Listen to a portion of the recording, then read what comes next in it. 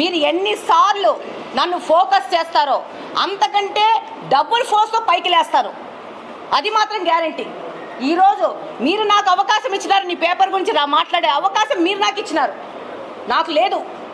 నువ్వు తప్పుడు రాతలు రాసినప్పుడల్లా బయటకు వస్తాను, మాట్లాడతాను. డెఫినెట్గా నీది ఒక ఫేక్ పేపర్, ఫేక్ మీడియా.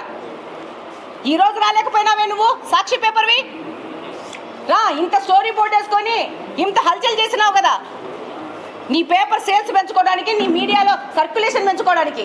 ఇప్పుడు ఎందుకు రాలేకపోయినావు? నీ మైక్ ఇక్కడ ఎందుకు లేదు అంటే నువ్వు తప్పు చేసినావు, నువ్వు భయపడ్డావు. వీడికొస్తే నువ్వు చేసింది ఫాల్స్ స్టోరీ బోర్డు అని చెప్పి నువ్వు ఒప్పుకున్నట్టు అవుతుందని చెప్పేసి రాలే. నువ్వు ఈసారి నువ్వు రాసే ముందు మళ్ళీ వచ్చేదానికి ధైర్యం ఉంటే రాయ్. లేకపోయినావు అనుకో, నువ్వు మాట్లాడినన్ని సార్లు, నువ్వు ఫేక్ స్టోరీలు వేసినంత సార్లు నేను కూడా ప్రజల దగ్గరికి వెళ్తాను.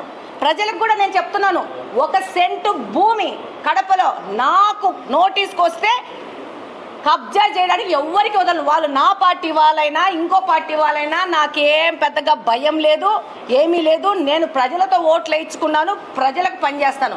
ఈరోజు చెప్తున్నాను, నాకు గెలిచినప్పటి నుంచి కేసీ కెనాల్ మీద ఆ పక్కన లేఅవుట్లు వేసేసి ఈ సాక్షికి సంబంధించిన సానుభూతి పనులు లేఅవుట్లు వేసుకొని కేసీ కెనాల్ మీద పర్మిషన్ లేకుండా కల్వర్ట్లు కట్టుకొని ఆ యొక్క లేఅవుట్లకు రస్తాలు చేసుకున్నారు.